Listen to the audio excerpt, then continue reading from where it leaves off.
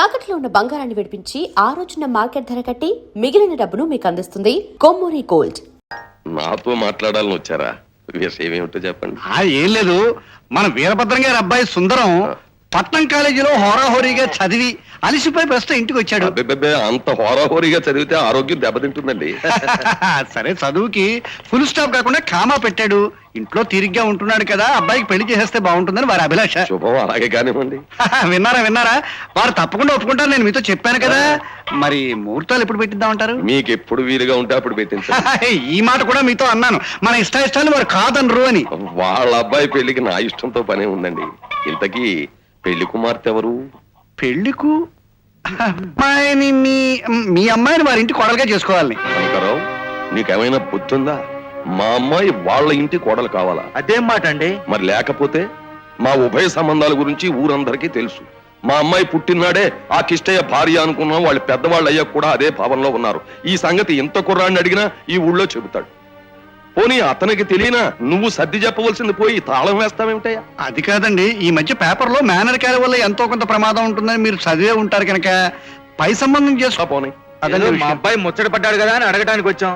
మీరు కాదంటే చేసేదే ఉంది, మరో సంబంధం. నమస్కారం. పూర్ణ, మన అమ్మాయి వాళ్ళ ఇంటి కోడలు కావాలట.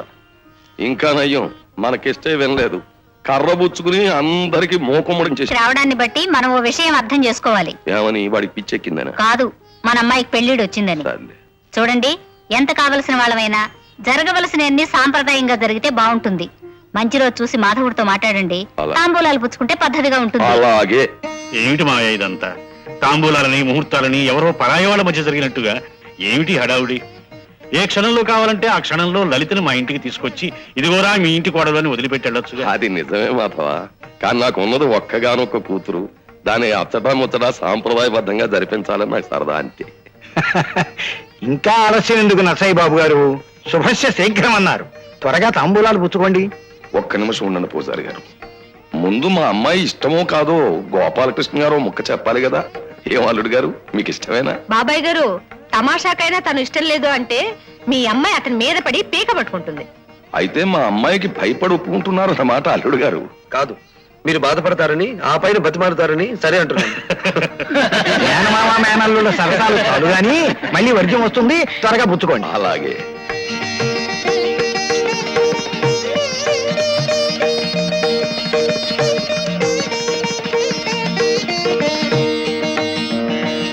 అమ్మా,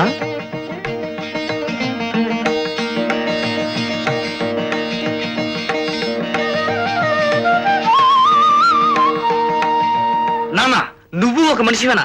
కన్న కొడుకు కోరుకున్న అమ్మాయితో పెళ్లి చేయగలిగావా? ఛీ! చచ్చిపోయిన అమ్మాత్మకు శాంతి చేయగలిగావా? ఛీ! రేయ్, నిన్ను చంపేస్తాను. నువ్వు వెళ్ళి దానికి ఆత్మశాంతి చేయరా, శని వేధవా. ఛీ! వీడు మా నాన్న. కనకారావు గారు, మీ ఫేస్ చూస్తుంటే మీరే మా నాన్న అనిపిస్తుంది.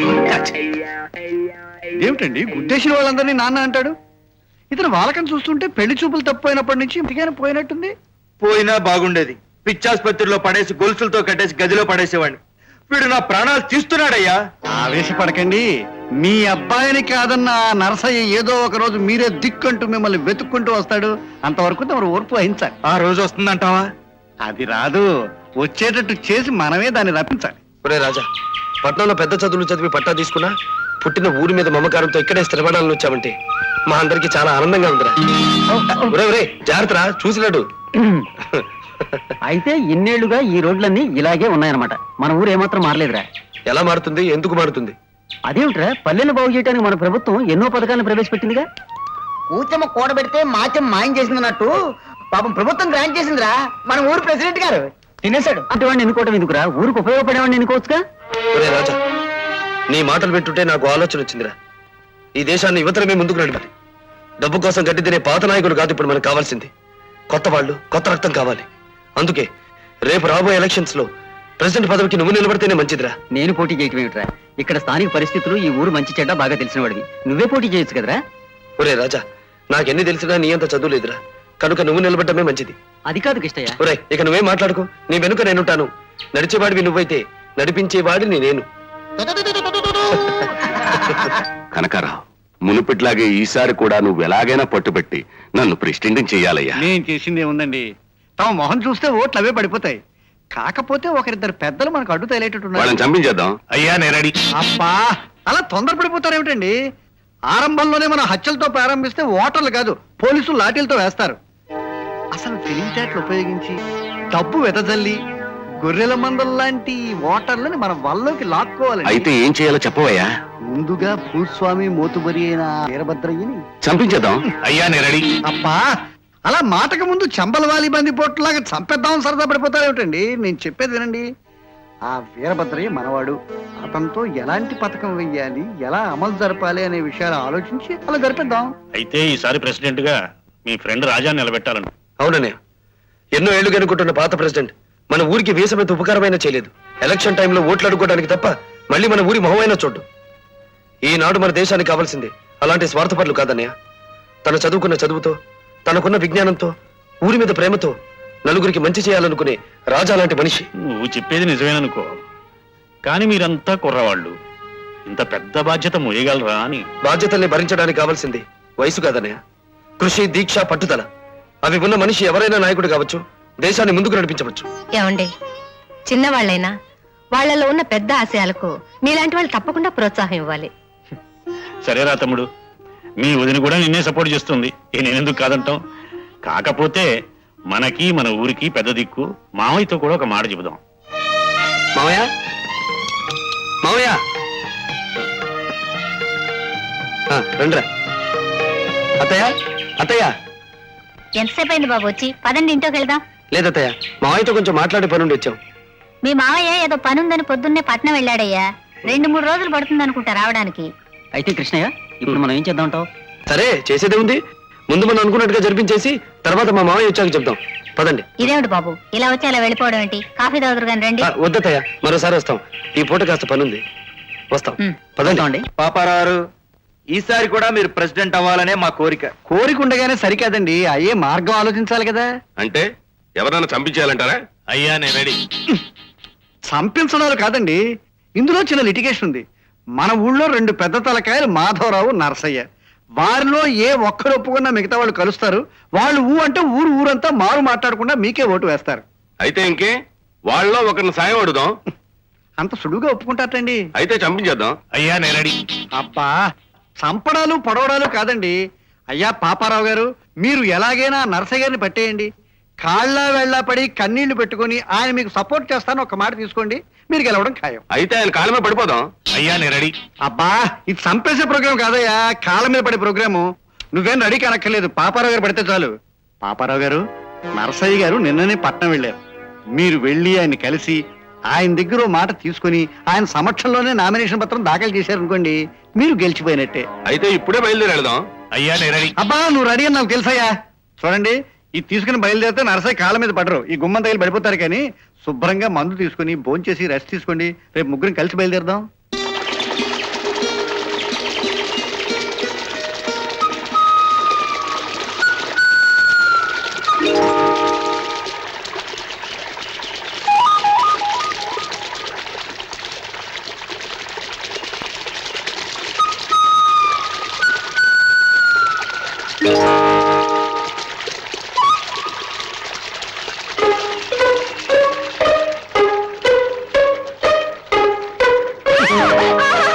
ఏమే రాళ్ళు పెట్టి కొడతావా? నేను కొట్టలేదు బావా, పైనుంచి పడింది. ఆహా, ఎక్కడి నుంచి పడిందో చూపిస్తానే, పద. ఎక్కడికి తీసుకెళ్తున్నా బావా? చెప్తాగా, పద. అలాగే. అటు చూడు.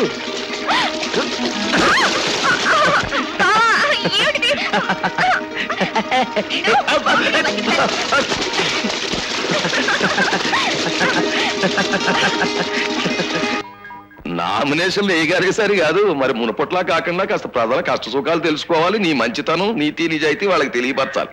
తప్పకుండానండి, రేపటి నుంచి ఆ పని మీద ఉంటాను. తర్వాత ముందు ఆ మాధవ్ దగ్గరికి వెళ్ళి వాడి సాయం కూడా అడుగు. మీరు అలా నిలబడండి చాలు, అడిగేస్తా.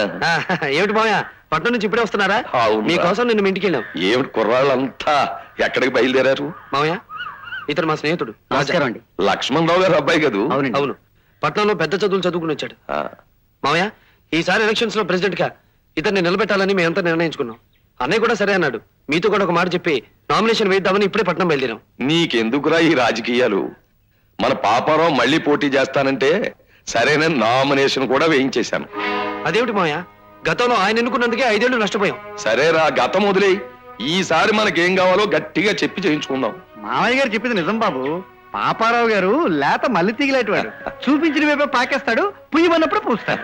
రక్తం రుచి మరిగిన పులి, రాజకీయాల్లో దోచుకు తినడం అలవాటు పడ్డ నాయకుడు మారడు మామయ్య. అంటే ఇచ్చిన మాట తప్పమంటావా? నీ మాట దక్కించుకోవడం కోసం ప్రజలు మరికొంతకాలం ఈ పాపిష్ట మనుషుల పాలనలో అన్యాయం కావాలా? కృష్ణయ్య, మీకు మీరిచ్చిన మాట ముఖ్యం కావచ్చు, కానీ మాకు మా ఊరి భవిష్యత్తు ముఖ్యం. అన్యాయం అయ్యే రైతుకి, అణగదొక్కబడే వెనకబడ్డ జాతికి, తెలుగుదేశపు తల్లికి చెల్లికి, ఆకలేసే పాపకి, చదువులేని బాబుకి, పల్లె పల్లెకి సాయం చేయాలనుకుంటున్నాం, దారి చూపించాలనుకుంటున్నాం. అందుకని మా వ్యతిరేకపు పార్టీకి ఆ దేవుడే మాట ఇచ్చి హామీ ఇచ్చిన మేం మా వాడిని నిలబెట్టి తీరుతాం. రండ్రా.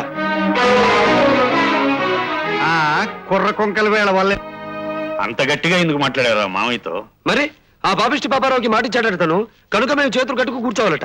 ఆయన అనగానే ఆ కనకరావు కూడా కుర్రాళ్ళు మీకెందుకు అంటూ కోత మొదలెట్టాడు. దాంతో కోపం వచ్చి, ఎంత కోపం వస్తే మాత్రం అలా మాట్లాడతావా? పాపం ఎంత బాధపడ్డాడో మామయ్య. ఆయన బాధపడతాడని ఆ పాపారావుకి జయకొట్టమంటే ఏమైనా మేము రాజాన్ని నిలబెట్టి తీరుతాం. ఆవేశంలో తొందరపడి కావలసిన వాళ్ళతో కయ్యానికి దిగడం మంచిది కాదు. సర్లే, రేపు నేను మామయ్యతో మాట్లాడతాను. ఆ పాపారావును సపోర్ట్ చెయ్యొద్దని చెప్తా. ఆ తర్వాత మీరు రాజా చేత నామినేషన్ ఎదురుగా. అలాగే. ఊరికి వాడు ఒక్కడే ఉపకారం చేయగలడన్నట్టు నలుగురిలోనూ నన్ను తీసేసినట్టు మాట్లాడతాడా? నన్ను మామయ్య, కిష్టయ్య నీకు పరాయివాడు కాదు, నీ చేతుల్లో పెరిగినవాడు. నా చేతుల్లో పెరిగిన వాడు, నా గుండెల మీద ఆడుకున్నవాడు కనుకే వాడు అలా మాట్లాడుతుంటే నేను తట్టుకోలేకపోయాను. నిలబెట్టి చివాట్లు పెట్టాను మామయ్య, నువ్వు వాడి మాటలు మర్చిపో. సరేగాని మామయ్య, రేపు ఎలక్షన్లో పాపారావు నిలబడుతున్నాడు, నేను మద్దతు ఇస్తానని మాట ఇచ్చాను. అర్హత లేని వాడిని అందలం ఎక్కించడం అంత మంచి పని కాదేమో మామయ్య. నేను చెప్పేది అర్థమైంది లేరా? కృష్ణయ్య దూకుడుగా చెప్పిన దాన్నే నువ్వు కాస్త చల్లగా మెల్లిగా చెప్పాలనుకుంటున్నావు. ముందు నా మాట కూడా విను. అసలు ఈ కుర్రాళ్ళు ఎలక్షన్ లో దిగుతారని నాకు తెలియక ముందే పాపారావు పట్నంలో కలిసి నా మద్దతు అడిగాడు. నేను ముందు కాస్త తటపటాయించినా తీరా కాళ్ళు పట్టుకునే సరే కాదని లేక మాట ఇచ్చాను. దగ్గరుండే నామినేషన్ కూడా వేయించొచ్చాను. నిజమేననుకో, కానీ మాధవ, మాట కోసం ప్రాణం ఇచ్చే వంశం అది. శత్రువుకైనా సహాయం చేస్తానని మాట ఇచ్చాక దానికి కట్టుబడి ఉండడం నాకు అలవాటు. ఈవేళ కుర్రాళ్ళ కోసం నేను మాట తప్పి నా పెద్దరికాన్ని చిన్నబుచ్చుకోను. కనుక అక్కిష్టయ్య వాళ్ళని ఈ ఎలక్షన్ లో తలదొచ్చొద్దని చెప్పు.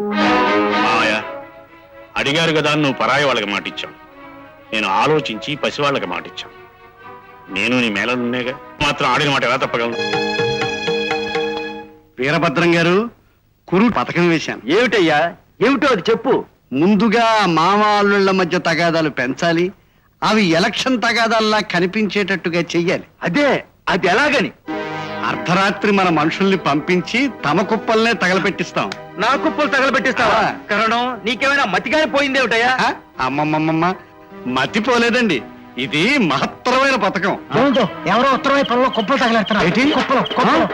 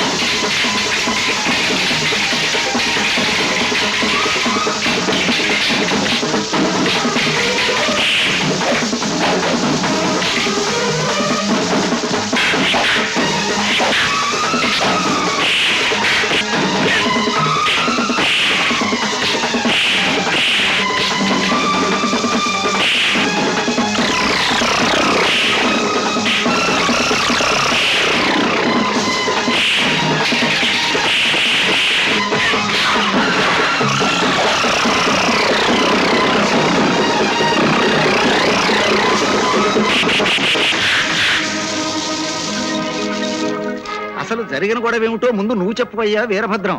ఎలక్షన్స్ లో పాపారావు గారిని సపోర్ట్ చేస్తున్నామని ఈ కుర్రకారంతా కారాలు మిరియాలు భారీ ఎత్తు నూరుతున్నారని మాకు తెలుసు. ఆ కక్షతో రెచ్చిపోయి ఏం చేస్తారోనని పొలంలో కుప్పల దగ్గర మా మనుషులు కాపలా పెట్టాం. మేము అనుమానించినట్టుగానే ఆ కిష్టయ్య గారి పాలేరు గోవిందం గాడు కాగడాతో కుప్పలు తగలపెట్టాలని తయారయ్యాడు. మా వాళ్ళు అడ్డుపడ్డారు, వాళ్ళని సావగొట్టాడు, కుప్పలకి నిప్పు పెట్టాడు. అబద్ధం బాబు, అబద్ధం. పొలంలో కుప్పల్ని ఎవరో తగలబెడుతున్నారని నాకు కబురంతగానే ఎవడు చెప్పాడ్రా నీకు ఆ కబురు? ఎవరంటే కంగారులో ఆ మడిసిని సరిగ్గా చూడలేదు బాబు. ఆహా, ఎవడో తెలియని మనిషి పనిగట్టుకొచ్చి నీకు ఆ కబురు చెప్పాడంట.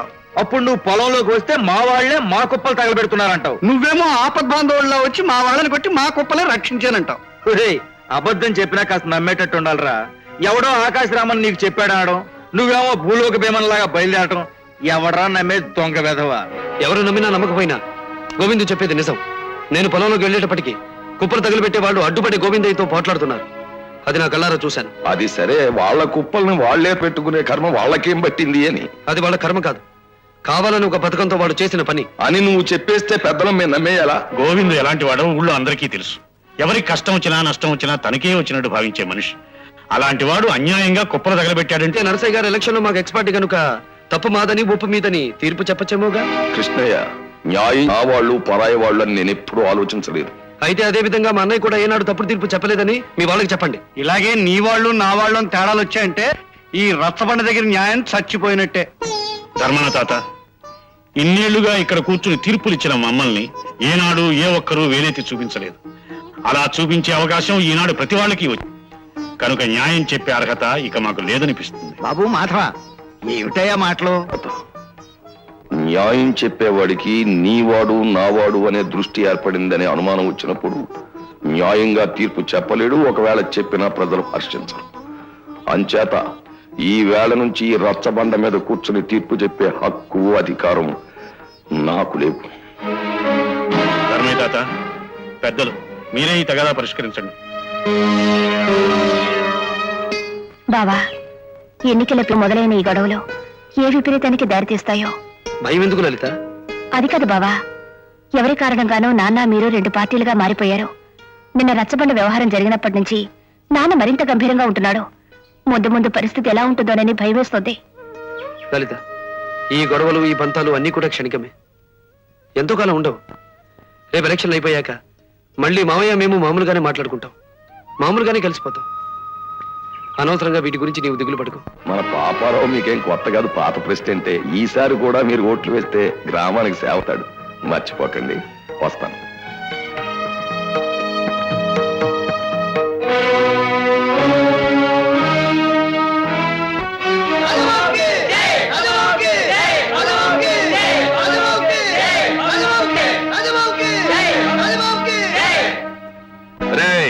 జనమందరికి తాగినంత పోయిండ్రా. 10 కాలాల పాటు చల్లగా ఉండాలి. మేము చల్లగా ఉండాలి, వేడిగా ఉండాలని కబుర్లు చెప్పి సారా తాగేసి వెళ్ళిపోతే కుదరదు. మీ ఓట్లన్నీ మా పాపారావుకే వెయ్యాలి. గుణవంతు, ఈ కరపత్రాలు తీసుకెళ్లి అందరికి పంచిపెట్టు. నువ్వు పోస్టులు తీసుకెళ్లి మొత్తం గోడలు కండించి వెళ్ళు. చాలా ఘోరం జరిగిపోయింది.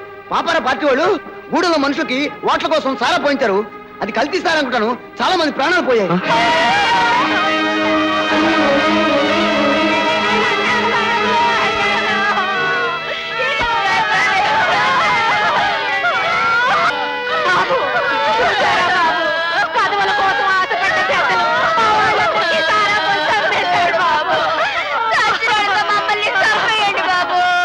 రాజా, చిట్టి, పదవుల కోసం పేదవాళ్ల ప్రాణాలతో ఆటలాడే ఆ పెద్దల్ని క్షమించడానికి వీల్లేదురా. స్వార్థం కోసం మనుషుల్ని పనిచేసే ఆ రాక్షసుల్ని మన్నించడానికి వీల్లేదురా. పదండ్రా, ఈ చావులకు ఏం సమాధానం చెప్తారో ఈ శవాన్ని ఆ పెద్దల దగ్గరికి తీసుకెళ్లి తెలుసుకుందాం. పదండి. సారా కల్తీ కారణం అంటూ మన పేర్లేం బయటకు రావు కదా. మనం సారా తాగడానికి వాళ్ళకి డబ్బు ఇచ్చామండి. వాళ్ళు వెళ్ళి ఆ షాప్ లో తాగారు. ఆ షాప్ వాడు కల్తీ చేశాడు. వాడిదే. పదవుల కోసం పాకులాడే పాపిష్ట పెదవల్లారా, చూడండిరా, చూడండి. నాయకులై దేశాన్ని దోచుకు తినాలని మీరు చేసే పాపానికి సాక్ష్యాలుగా ఉన్న ఈ పీనుగుల్ని చూడండి. కల్తీ సారా పోసి ఓట్లు ముష్టెత్తాలనుకునే మీ తాపత్రయానికి ఆవుతైన ఆ దీనుల్ని చూడండిరా. ఎందుకయ్యా అరుపులు? వాళ్ళ చావుకు కారణం మేమే అన్నట్టు ఆ కారు కూతలేంటి? అప్పనంగా వచ్చింది కదా అని తప్ప తాగినందుకు ఫలితం అనుభవించారు. వాళ్ళ బలహీనతని మీ అవసరాలకు వాడుకోవాలని ఉచితంగా సారా పోయించింది మీరే కదరా. వాళ్ళని మైకంలో మొత్తులో పడేసి ఓట్లు సంపాదించాలని ఈ ఎత్తు వేసింది మీరే కదరా. ఇప్పుడు చనిపోయిన వాళ్ళ కుటుంబాలు ఏమవ్వాలి? వాళ్ళ మీద అపా ఎలా బ్రతకాలి? వీళ్ళ చావుకి కారకులు మీరేరా. కనుక వీళ్ళ కుటుంబ బరువు బాధ్యతలు మీవేరా, మీవే. చచ్చిన వాళ్ళ కుటుంబాలన్నింటినీ ఎత్తిన పెట్టుకోవాల్సిన కర్మ మాకేం లేదయ్యా. కావాలంటే ఆ శవాల్ని తగలేయడానికి ఖర్చు మేము ఇస్తామా? చచ్చిన శవాల్ని పీక్కు తినే రాబందులు లాంటి రాజకీయ నాయకులకి ఈ దేశంలో చోటు లేదురా. ఆ శవాలతో పాటే మిమ్మల్ని కలిపి తగలబెట్టి తీరాలరా. అనవసరంగా మా మీద కాలుదుగా ఉంటే ఆ బండిలోకి నువ్వు చేరిపోతావురా. రేయ్ మా కిష్టయ్య చేరతాడో నువ్వు నీ తొత్తులే చేరతారో తేల్చుకున్నారా? ఎరా రౌడీల్ని వెంటేసుకొచ్చి గూండాయిజానికి దిగావా? కాదు, హంతకులు నేరస్తులు నీ నీడం జరిగితే వాళ్ళని నిలదీసి న్యాయం తేల్చుకోవడానికి వచ్చాను. ఏమిట్రా నువ్వు అనేది? నేను హంతకుల్ని నేరస్తుల్ని చేరదీస్తున్నానా? పేదవాళ్ళ ప్రాణాలు తీసే వాళ్ళకి, పిల్లల మీద కర్రలు కత్తులు దూసే వాళ్ళకి ఒత్తాసు వాళ్ళకి నేను ఇంకేమనుకోవాలి? మాధవ, మంచి చెడ్డ మర్చిపోయి మాట్లాడుతూ. నా మంచి మర్యాద అలా ఉంచు. నీ లీడని చేరిన వాళ్ళంతా మంచి వాళ్ళు అనుకుంటున్నావా? నువ్వు మర్యాదస్తులు అనుకుంటున్నావా? ఏమిటి మమ్మల్ని నరసయ్య గారిని కలిపి తిట్టేస్తున్నారన్నమాట. ఇది ఘోర నరసయ్య గారు, చాలా దారుణం. ఇదిగో, మీకు చావుంటే చేతనైతే ఇలా తిట్లలోనూ పోట్లాట్లోనూ కాదు, ఎలక్షన్ లో గెలవంటరా. ఎన్నికలు ఒక వ్యాపారం అయినప్పుడు, గెలవడానికి దౌర్జన్యమే దగ్గరదారైనప్పుడు నీలాంటి పెద్ద మనుషులే గెలుస్తారు గాని మంచిని పెంచాలనుకునే కుర్రవాళ్ళు ఎలా గెలుస్తారు? చేతగాని వాళ్ళు చెప్పే మాటలు ఇవి. మంచితనాన్ని చేతగాంతనం అనుకునే నిన్ను చూస్తుంటే నాకు చిన్నతనంగా ఉంది. దౌర్జన్యాన్ని కొమ్ము కాసే నిన్ను మేనమావని చెప్పుకోవడానికి నాకు సిగ్గుగా ఉంది. అంత సిగ్గుగా అనిపిస్తే నీకు నాకు బంధాలు బంధుత్వాలు ఉన్నాయన్న సంగతే మర్చిపోరా. అలాగే మర్చిపోతాను. ఒక కలెక్టర్ గా ఈ పరిస్థితి నివారించాల్సిన బాధ్యత నాకుంది కనుక ప్రస్తుతానికి ఈ ఊళ్ళో ఎలక్షన్ వాయిదా వేయాలని తీర్మానిస్తున్నాను. ఎలక్షన్లు వాయిదా పడ్డందుకు ఏడుపుతో ఈ కల్తీ సారా చావులు లేకుండా ఉంటే ఎలక్షన్లు సంరక్షణంగా జరిగేవండి. పోనీ ఆ కలెక్టర్ గాడైనా ఈ చావులు ఏవో యాక్సిడెంట్ గా జరిగాయని చూసి చూడనట్టుగా వదిలేసి ఉంటే బాగుండేది. కారణం ఆ కలెక్టర్ కనుక ఆయన చంపేస్తే అయ్యా రెడీ. అబ్బా, నువ్వు చంపడానికి రెడీగా ఉన్నా కలెక్టర్ చావడానికి రెడీగా లేడయ్యా. అనవసరంగా ఆవేశపడకు. అయ్యా వీరభద్రం గారు, ఎన్నికల మాట ఎలా ఉన్నా ఈ దెబ్బతో ఆ నర్సయ్యకి మాధవయ్యకి మధ్య మంట మండింది. అది మనకు మంచిది. ఏం మంటలు లేవయ్యా? రేపు ఆ కిష్టయ్య లలితల పెళ్లి జరిగితే మళ్ళీ ఆ రెండు కుటుంబాలు ఒకటైపోతాయి. ఆ నరసయ్య మరీ మొండి పట్టుదల గల మనిషి అండి. ఇన్ని గొడవలు జరిగిన తర్వాత ఈ పెళ్లికి ఒప్పుకుంటారని నా నమ్మకం లేదు.